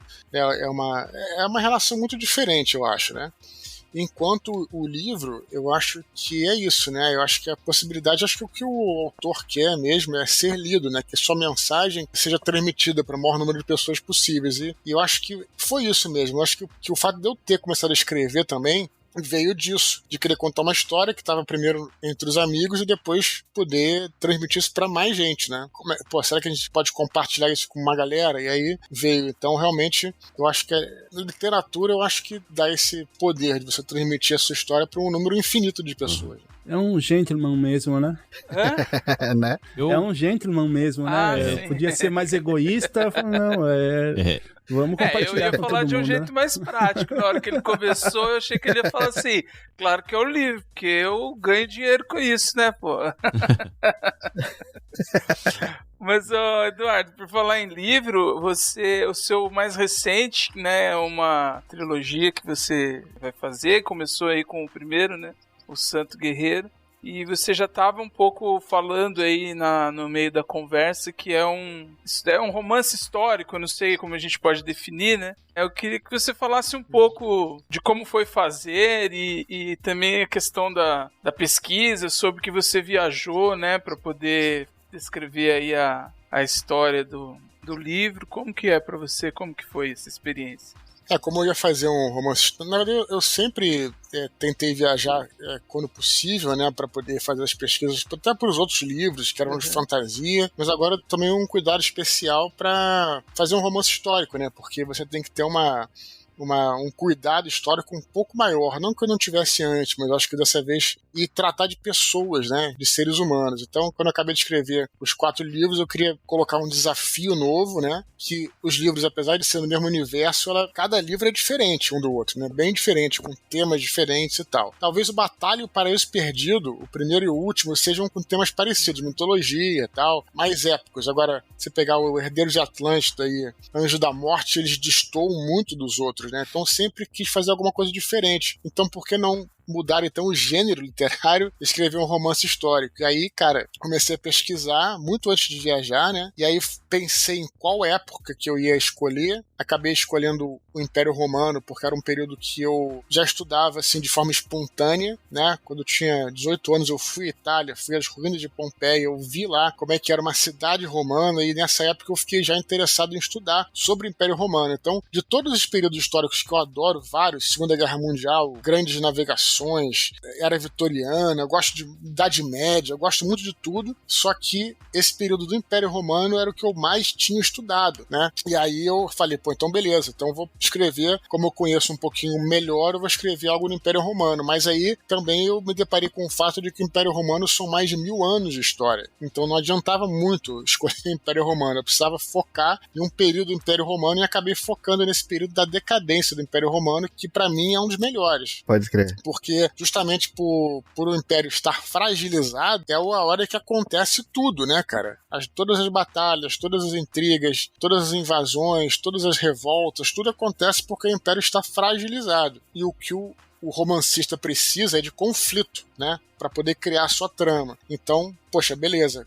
Resolvi falar sobre a crise do Império Romano, o início da decadência do Império Romano, o que colava um pouco até com a Idade Média, que era outro período que eu gosto bastante, e aí precisava de um personagem. E aí eu fui descobrir que um dos fatos mais importantes que aconteceu nesse período foi a grande perseguição dos cristãos, promovida pelo imperador Diocleciano, que foi o imperador da época. E aí, durante essa perseguição, essa última grande perseguição, muitos cristãos morreram, vários deles viraram santos, e um deles era o São Jorge. O que o São Jorge tem de diferente em relação aos outros santos? O fato de que ele era um guarda do imperador, ele era um segurança, um capitão romano e estava do lado do imperador. Então você imagina que história dramática, né? O cara já era, tava do lado do imperador não queria matá-lo, né? Não tô dando nenhum spoiler do livro, tô falando aqui do que a gente conhece da tradição do São Jorge. O imperador não queria matá-lo, e aí, né, enfim, aconteceram várias coisas que ele acabou sendo martirizado e virou um santo. Então, olha só a história dramática, né? E a lenda sobre ele conta que o pai dele também era um soldado, e o pai dele foi morto, ele teve que fugir das terras dele. Então, cara, tudo isso aí dava uma história heróica, né? E aí falei, poxa, já tem um personagem, tem uma lenda, tem um período incrível, com personagens incríveis. Falei, poxa, um prato cheio para escrever um romance. Aí daí que eu fui, né? Pesquisei um pouco mais, pesquisei em livros, depois fiz a pesquisa de campo em alguns lugares que eu pude ir, na Turquia, em Israel, na própria Itália, né? E aí consegui preparar o roteiro para escrever o livro. Só falhei nesse ponto que eu queria escrever um livro, acabei que ficaram 3, né? Porque é muito longa a história. E olha que eu resumi muito, cara. Resumi muito, mas a história ainda assim é muito longa, né? Então, cara, assim, tá sendo foi uma jornada interessante de preparação, foi uma viagem muito interessante, uma caminhada muito interessante de escrever o primeiro livro, e agora tô nessa caminhada de escrever os outros 2. Tô escrevendo o segundo agora, e é incrível, porque também pro escritor estudar história e praticamente voltar mentalmente aquele período, tentar entender como é que era a cabeça daquelas pessoas. Porque o romance é isso, né, cara? Você vai estudar sobre um período histórico, você lê nos livros de história, mas o romance te traz a visão pessoal, a visão do personagem, das pessoas que lá viviam. Essa que é a coisa fascinante, na minha opinião. Então agora eu tô escrevendo o segundo aí, e bem empolgado, cara. Vocês viram que eu já falei, engatei a quinta marcha aqui, né? Eu só fiquei curioso, assim, nesse processo de escrever um romance histórico, deve ser muito difícil dosar, assim, a criação em cima do que é histórico, né? Você, na verdade, tem algumas lacunas que você preenche com as suas ideias. É isso, né? Exatamente, né? É bem isso. Tem um exemplo que eu sempre dou, interessante. Você tem, por exemplo, o imperador decidiu iniciar uma guerra, vamos dizer assim, né? Tudo bem, essa é uma informação precisa, histórica e tal. Agora, qual foi o momento que o imperador decidiu? Com quem ele conversou? Na história, nos livros de história pode até falar, ele conversou com 2 generais e eles decidiram entrar em guerra. Só para dar um exemplo. Só que aí a cena em que eles decidem isso, o que eles conversam, o que eles falam, e mais importante, cara, quais são as motivações pessoais, né, para eles decidirem isso. E tudo isso aí é o que o romance histórico traz. É literalmente você tá lá. É como se fosse uma mosquinha lá, pudesse voltar no tempo, escutar o que eles estão falando, o que eles decidiram, por que eles decidiram, e mais, nem uma mosquinha, é mais, porque você vai entrar na cabeça desses caras. O que os motivou a isso, né? E como é que eles se sentiam fazendo? Porque também tem aquela, por exemplo, tem gente que pensa, não, mas naquela época todo mundo era perverso, né, tal. Essa coisa de perversidade é complicado, porque vocês moram no Japão e sabem que os valores são diferentes para cada cultura. Então, o que exatamente se o cara é mal, beleza, mas peraí, vamos tentar entender isso, né? Por exemplo, nesse próprio episódio da perseguição dos cristãos, se sabe que o Diocleciano foi o imperador que fez esses decretos, esses éditos, né, para perseguição e tal, e matou muitos cristãos. No entanto, sabe-se também que ele foi até o oráculo de Delfos para se consultar com o oráculo. Né? Também informação histórica isso. Ele foi perguntar pro oráculo, será que eu devo fazer isso, matar esses caras e perseguir e tal? Se ele foi ao oráculo, é sinal de que ele estava em dúvida, né? Então, assim, o que ele deveria fazer, né? Será que isso pesava na consciência dele de alguma forma, tal? Essas coisas todas têm que ser levadas em conta para reconstruir essa mente dessa pessoa, como é que ela falava, entendeu? Então isso para mim que é o fascinante. Não tô nem falando, digamos assim, agora dos meus livros, mas para mim o fascinante do romance histórico. Quando eu compro, eu leio um romance histórico, eu quero estar lá, né? Tenho uns livros do Bernard Cornwell, né? Que vocês devem ter ouvido falar já, um autor britânico de romances históricos, sou muito fã. Ele tem uma série de livros do Rei Arthur, mas eu nem vou citar isso porque o Rei Arthur é um personagem assim meio que um pouco mitológico. Mas ele tem uma série que é do Crônicas Saxônicas, com personagens lá, ele fala muito sobre o rei Alfred, né? O Alfredo, né? Rei Alfredo, rei Alfred, que existiu, né? Foi ele que criou a Inglaterra. Como é que era esse cara, né? Ele tem as informações, mas ele reconstruiu o personagem, muito maneiro. Então isso que a gente faz como romancista histórico, né? É te dar uma visão pessoal da história em si. Então mas é um trabalho, é difícil, né? Que você falou, é difícil, tá? Com certeza é muito difícil, cara, sem dúvida nenhuma, não tem... Eu trabalho aqui, cara, realmente bastante, assim, né? Tem gente gente que fala, poxa, por exemplo, eu tinha um podcast, não tô mais publicando, mas é porque realmente, cara, é muito e muito trabalho mesmo. Não só o trabalho de escrever, braçal, no caso digital, né? Mas o trabalho de você ter essa intelectual, né? De pensar em como é que você vai fazer isso, né? Cara, mas só pelas suas palavras, mas dá pra sentir, mesmo sendo tão trabalhoso assim, mas pelas suas palavras dá pra sentir o quanto você é apaixonado por tudo isso, cara. Esse eu acho que é o mais importante, mano. Sim, cara. Não, cara, eu sou porque, eu vou te falar, e nem é assim muito jabá no caso, porque eu não diria nem só dos meus livros, você tá entendendo? Mas assim, de romances, na verdade, de leitura em geral, mas o romance histórico tem esse fascínio, cara. Olha, eu li um romance histórico outro dia, que chama O Romano, né, que é é de um autor chamado Mika Waltari, mas beleza, mas ele fala sobre um período histórico romano na época de Nero. Você sabe que teve aquele grande fogo em Roma, né, na época de Nero, um incêndio de Roma e tal. A gente sabe isso, mas aí fica na dúvida, será que o Nero incendiou Roma? Será que ele não incendiou? Será que ele... Então, assim, aí a maneira como ele coloca, né, ele mostra o próprio Nero, as pessoas em volta dele e tal, ele cria a versão que ele mais plausível pra coisa e tal, e cara, é como se uma coisa é você ler um livro de história, que também é valioso, sem dúvida, outra coisa é você ser jogado pra dentro do palácio lá e começar a falar com esses caras. Não é incrível isso? Eu acho incrível, não tô nem falando do meu trabalho, entendeu? Tô falando desse tipo de temática em geral. Então é incrível, cara. E essa foi uma dessas, vamos dizer assim, dessas epifanias que eu tive quando eu estive lá, voltando pro início da fala aqui, em Pompeia aos 18 anos. Você andando por aquelas ruas, né, que estão preservadas de uma cidade de 2.000 anos, você fica doido. Fala, poxa, você consegue quase que imaginar os caras ali, o que eles faziam, né? Onde é que eles iam? E será que eles eram tão diferentes da gente? Então tudo isso aí é uma parada que me fascina muito, sem sombra de dúvida, né? E aí nesse momento estou na Germânia Imperial Romana, escrevendo sobre ela. Segundo livro. Demais. Louco.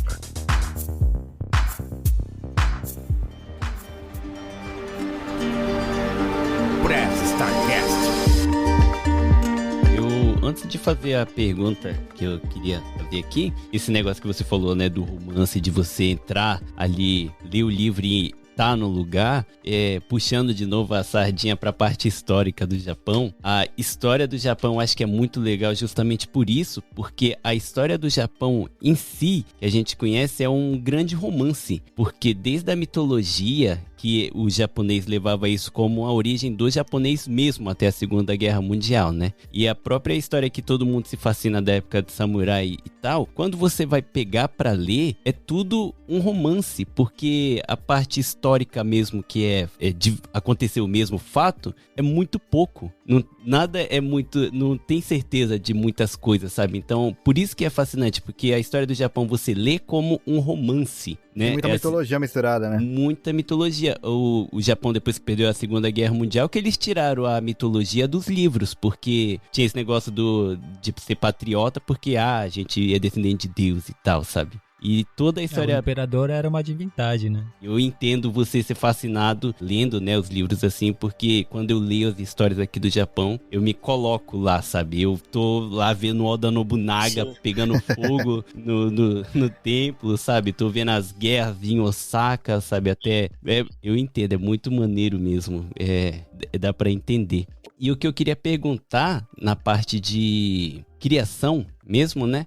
Se você é um cara ansioso. Porque assim, quando eu não sei escrever, claro, né? Mas quando eu vou fazer um episódio de história, eu também faço todo um roteiro. E eu sou um cara muito ansioso que às vezes eu não consigo trabalhar direito porque minha cabeça fica a milhão. Eu penso assim, nossa, se eu encaixar a história dessa forma vai dar pra entender melhor, vai ficar mais legal de escutar. E eu queria saber se você é assim também, se às vezes você fica assim, ansioso porque tem tantas ideias na cabeça, como você faz? Eu fico mais ansioso com a preocupação de conseguir realizar meu projeto, no caso assim, de como é que eu vou escrever, né? Você tem uma ideia e você, para passar para o papel, são outros 500, né? Primeiro existe o conteúdo e a forma, né? Literatura é conteúdo e forma. Conteúdo você imagina, né? Você imagina o que vai acontecer, você imagina a trama. A forma é a prosa, o texto, como você vai escrever aquilo. O conteúdo, mais ou menos, eu sou bem tranquilo, eu consigo... E aí eu fico mais ansioso nessa parte de, será que eu vou conseguir transmitir? Será que eu vou conseguir pelo texto e tal? Para mim, isso é a parte que me deixa mais ansioso. em relação à questão da história, eu já fui assim um pouco que nem você, de criar história, mas aí como eu escrevo há muitos anos, de forma, claro, antigamente era um amador, né, uma criança escrevendo, eu fui aprendendo, né, eu fui desenvolvendo minhas próprias técnicas e a técnica que eu desenvolvia é disciplina. Preparar tudo, né, organizar, fazer direitinho, né, o roteiro antes de começar a escrever. E assim eu consigo me organizar e consigo ir adiante. Não fico tão ansioso com essa parte de conteúdo não, mas a forma pra mim é o que me deixa mais angustiado, assim, de ver se eu vou conseguir transmitir, colocar em palavras aquilo, né. Então você fica ansioso no pós, né? Depois que lançou, você fica na ansiedade. Não, na hora de escrever mesmo, no trabalho, porque tem a parte que eu vou preparar a história, no roteiro, eu faço um roteiro antes, isso é tranquilo, e tem a parte braçal de escrever, né, cara? E essa que é a parte pra mim mais difícil de escrever em si, de escrever o livro em si, né? Especialmente o primeiro draft, né? O primeiro rascunho, né? Uma vez eu vi você comentar numa entrevista que às vezes o personagem toma decisões próprias, né? E uma vez eu fiz um curso rápido de roteiro e que tinha um curta-metragem, eu não vou lembrar o nome agora, infelizmente, que era bem isso, o personagem na imaginação do autor sequestrava ele e falava, não, isso você não vai escrever, eu não falo assim, e é mais ou menos isso que você sente na hora de criar aí, né, essa parte que você falou que te dá mais ansiedade, né?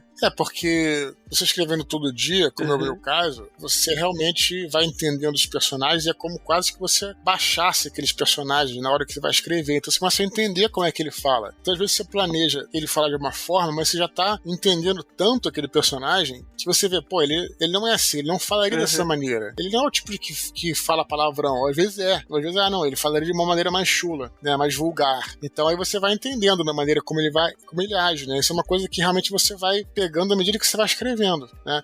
Mas também deixar bem claro aqui que isso também é a maneira que eu vejo a coisa, né? Tem gente que entende de forma diferente. É o seu processo, né? Sim, prefere assim.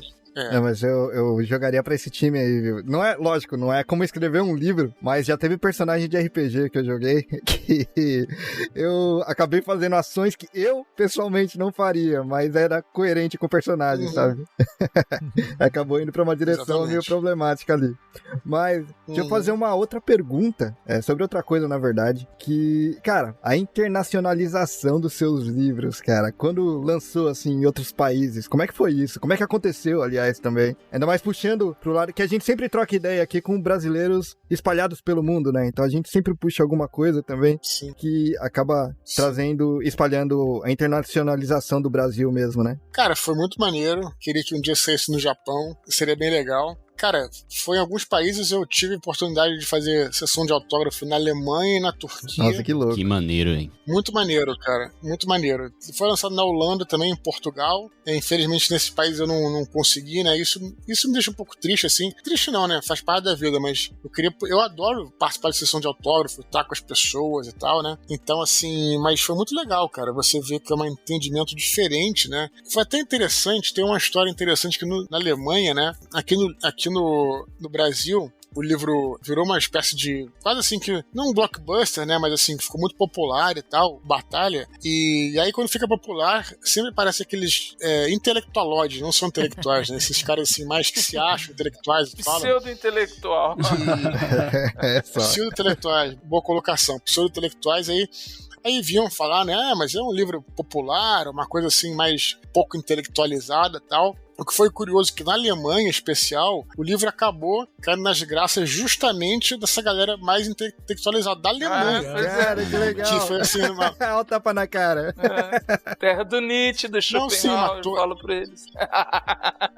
Sim, isso foi até engraçado, porque isso é interessante, porque você não controla muito o seu público, sabe? Você tá entendendo? É uma coisa que às vezes, de repente, cai na mão de alguém, fala pra outra pessoa tal, e aí vai conquistando um certo nicho, um certo grupo, entendeu? Você não controla isso. Então, foi interessante porque lá tem uma comunidade de pessoas assim que alguns são tradutores, outros são acadêmicos, é uma galera que gosta muito da literatura latino-americana e tal. Então, o livro virou assim um fenômeno dentro dessa turma, né? E foi engraçado porque até foi numa discussão lá, eu mesmo ter falado isso, sempre claro que nunca vou bater de frente com ninguém, mas, assim, são teorias que o nego cria, sabe? Que a galera cria para diminuir a obra. Não, mas isso é uma popular. Pô, engraçado, na Alemanha foi diferente, né? Foi justamente com outro público. Então essas coisas são interessantes. E tive na Turquia também, que foi uma experiência incrível, cara. Os meus editores turcos lá, o árabe, ele é muito essa coisa da hospitalidade, né? Assim, mais do que qualquer outro povo. Então, os caras tratam super bem lá, tá? Foi muito maneiro. E foi isso, cara, assim, é muito legal. Agora eu tenho um projeto de traduzir pro inglês, eu pagar uma tradução pro inglês, até para facilitar que os livros sejam avaliados, assim, né? Porque o que acontece é que é difícil você ter nas editoras, porque no mundo inteiro todo mundo lê inglês, né? No mundo inteiro. Mas assim, por exemplo, é difícil você encontrar numa editora sueca, por exemplo, alguém que lê em português. Verdade. Uma editora japonesa. Um japonês poderia ler inglês, mas ele não vai ler em português, então fica difícil de ele avaliar. Então eu tenho um projeto de fazer uma boa tradução, né? Claro, contratar um bom tradutor e tal, para poder facilitar até a tradução, porque o cara pode traduzir, se for uma boa tradução para o inglês, o cara pode até traduzir do inglês para a língua dele, porque é mais fácil, né? Você encontrar. Por exemplo, na Turquia, o meu livro foi traduzido a partir do alemão, que já tinha ido para o alemão, né? Não foi traduzido, eles não tinham tradutores para traduzir do português, tá entendendo? Então você vê como é complicado esse negócio da linguagem, né? Enfim, foi isso. Tá sendo bem maneiro, assim, essa experiência. Se um dia você precisar de tradução em japonês, eu tenho uma amiga que tem a escola de língua japonesa e ela traduz do japonês para o português alguns mangás aí para o Brasil.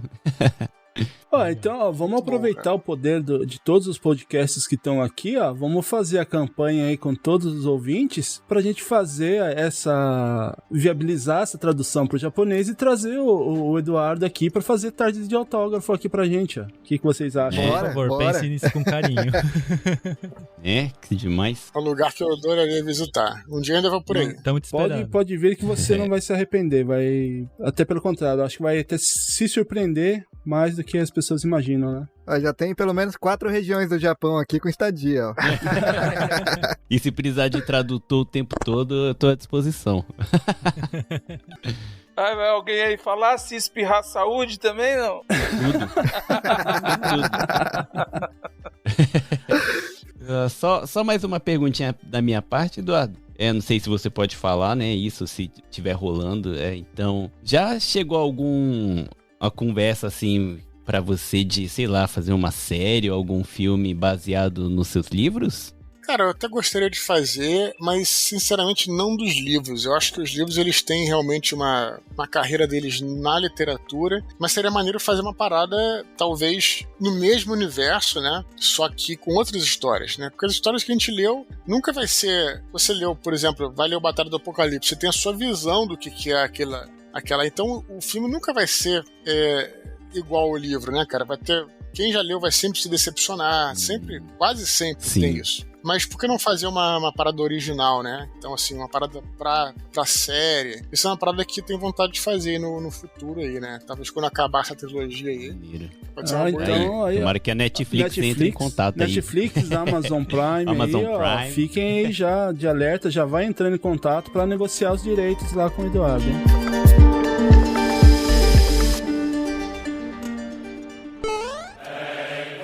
Você está ouvindo Press Starcast, sua revista digital do mundo para o mundo.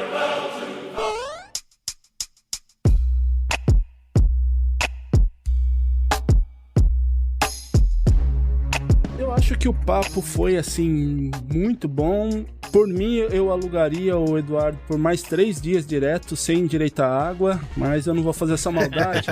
E eu vou pedir para que você, Andrei, inicie aí o encerramento, deixando suas considerações finais e tchau pra galera. Bom, primeiramente dizer que eu tô muito honrado de participar aqui desse episódio com tantos amigos aí dos outros podcasts e principalmente por esse convidado ilustre. né? Falando de tanta coisa interessante, não só de literatura, mas de processo criativo, de negócios dentro da literatura. Então foi um aprendizado muito grande. Agradeço a todos aí por poder participar disso. Aproveitar a audiência que vai ter esse episódio para fazer um jabazinho do meu outro podcast, que é o Lembrei, que eu faço junto com o meu amigo D'Angelo Lopes, que é sobre memórias afetivas. E aí, quem sabe um dia o Eduardo também possa nos contribuir com a gente com alguma memória afetiva. E agradeço aí. Um abraço para todos e boa tarde para vocês ou é boa noite? Como é que tá aí no Japão?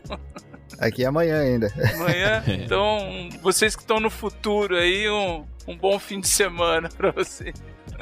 Vitor, também muito obrigado aí pela presença e trazer aí o seu ponto de vista daqui da literatura, daqui do Japão, trazer o conhecimento do nosso convidado também. Eu vou pedir que você deixe as suas considerações finais e o tchau pra galera. Então, gente, obrigado pelo convite mais uma vez. Foi uma honra participar deste episódio por vários motivos. Tá, meus amigos aqui, uma pessoa que é meu ídolo aqui, poder conversar, foi muito bacana. Eu queria pedir desculpa já, porque eu falei muito. Eu acabei me empolgando um pouco e, sério, foi maravilhoso a conversa. E para quem quiser saber mais do Japão, eu tenho um podcast que é No Japão Podcast. Se quiser procurar no Instagram, vai estar assim, no Spotify, em qualquer outro agregador, onde eu conto várias histórias minhas aqui do Japão, chamo várias pessoas que moram aqui. Também tem episódios de história, onde eu tô me esforçando para trazer um pouco da história japonesa que a galera não conhece muito. Então tem muita maluquice lá, tá, gente? Se você não gosta muito de loucuras lá, então escolhe bem o episódio que vai ouvir. Mas então é isso, um abraço a todos e Eduardo, muito obrigado aí pelo papo, foi um dia muito especial pra mim. Abraço. Eduardo, muito obrigado aí por disponibilizar esse tempo pra gente. Muito obrigado por essa aula, né, que você deu, que você, como você percebeu aí, todo mundo de boca aberta aqui ouvindo você falar e adquirindo mais e mais conhecimentos. Muito obrigado mesmo aí por trazer essas suas histórias, um pouquinho, né, da sua história. Lembrando também que as portas aqui dos nossos estúdios, mesmo que virtualmente, sempre abertas, sempre que você quiser trazer alguma informação, sempre que você puder participar de alguma coisa aqui, esteja convidado. E eu vou pedir que você deixe as suas considerações finais e o tchau pra galera. Beleza, poxa, eu quero agradecer muito vocês aí. Pra quem não sabe que tá escutando e não conhece os bastidores aqui, a galera fez um malabarismo aí de horário pra atender. Tinha gente no Japão, gente no Brasil, gente lá onde. Então, assim, tipo, muito obrigado por terem feito esse esforço de novo. Falei no início, vou falar de novo. Muito obrigado por terem me convidado, cara. É um prazer a gente estar. É muito maneiro esse negócio do podcast, da gente poder estar conectado com pessoas no mundo inteiro, né? Assim, eu gravei vários, assim, eu adoro participar de podcasts. Quando me convidam, eu faço todo o possível e impossível para participar. E volta e meia eu participo, tem muita gente no Canadá, tem gente no Japão, gente nos Estados Unidos, gente em vários lugares do mundo, brasileiros, né? Então, muito legal isso, cara. Então, muito obrigado. Espero que tenham curtido aí a nossa conversa, porque eu gostei bastante de estar com vocês aí. E só lembrando que quem não conhece, que eu acho que é a pessoa que mora em Marte, essas coisas assim, mas que queira entrar em contato ou saber um pouquinho mais das suas obras, onde que eles podem encontrar? Cara, é só colocar meu nome no Google, né? Eu tenho meu site também, que é eduardospor.com.br, que eu acho que é um bom hub ali, um bom lugar pra galera conhecer meu trabalho, eduardospor.com.br. Ele tem links pra todas as redes sociais e tal. Tem meu blog também, que é filosofianerd.com.br. Cara, tem várias. E tem todas as minhas redes sociais. Eu adoro conversar com a galera sempre que eu posso, pelo Instagram, pelo Twitter, pelo Facebook, por e-mail mesmo. Temos o canal do Telegram também agora. Então, cara, pode procurar, só jogar meus livros, só você procurar nas livrarias, jogar na Amazon, que você vai encontrar, só procurar pelo meu nome. E de vez em quando você faz umas aparições num podcast pequenininho que tem por aí, né, um tal de Jovem Nerd, né, quase ninguém conhece, né? Talvez amanhã saia aí um podcast comigo aí, cara, é muito prazer em estar com eles aí, a gente se reúne, a gente, pra quem é fã do Nerdcast conhece, escutem o que a gente gravou sobre 1 bilhão de downloads, que foi um programa muito emocionante pra mim, que a gente rememorou o nosso começo, a maneira como a gente começou a gravar, como é que a gente se conheceu. Então pode me encontrar lá também no Nerdcast, no Jovem Nerd. Muito obrigado mesmo. Eu já escutei todos os episódios, mas de 1 bilhão eu já escutei várias vezes. Legal. Juca, como eu falei no anúncio, você já saiu da nossa geladeira, já tá aqui no micro-ondas, né? Já tá quentinho aqui. Eu vou agradecer também pela sua presença aqui no nosso humilde podcast. Eu vou pedir que você deixe as suas considerações finais e tchau pra galera. Valeu, Will. Pô, cara, foi um prazerzaço estar participando aqui do Press Start, mano. Eu tava na geladeira, mas eu sempre quis estar aqui, poxa.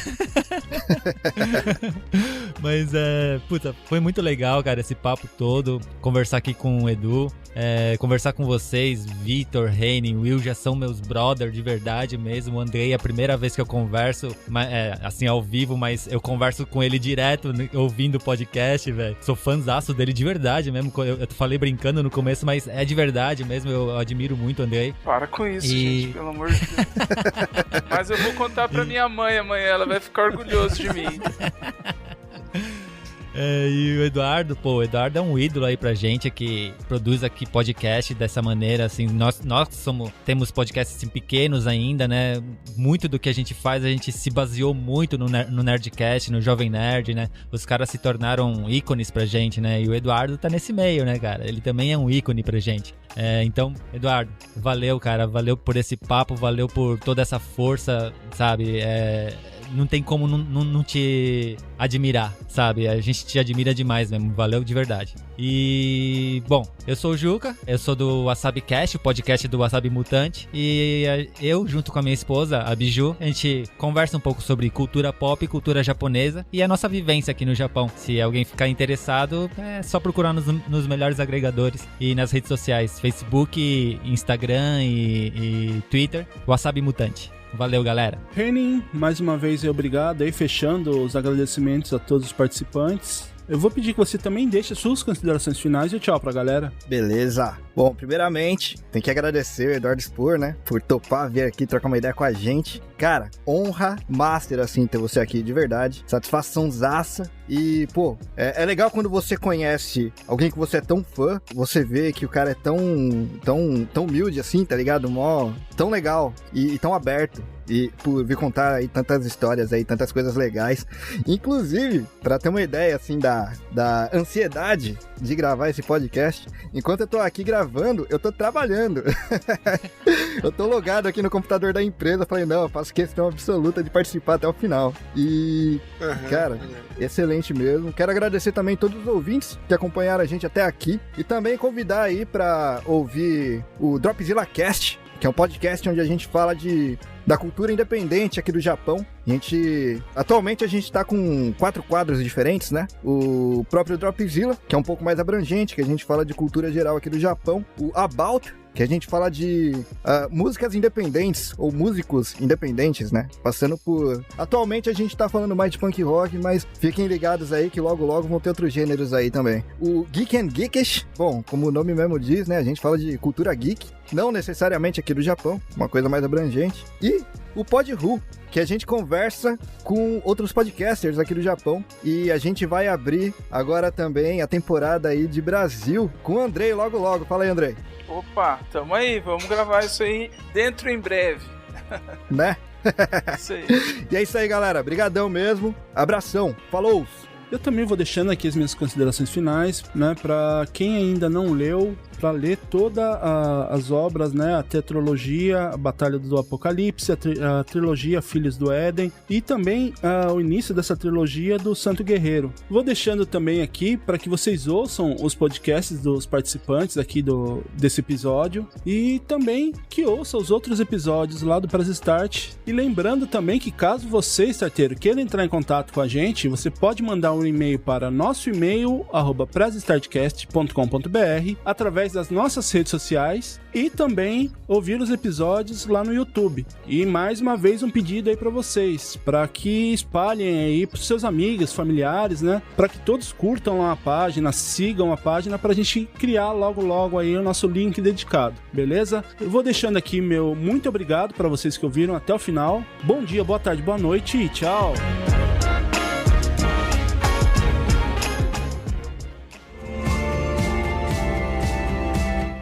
Que pena! O programa está acabando, mas não fique triste. Logo tem mais uma edição do Press Start Cast. Siga nossas redes sociais, @Press Start Cast oficial no Instagram e Facebook e @Cast_Press no Twitter.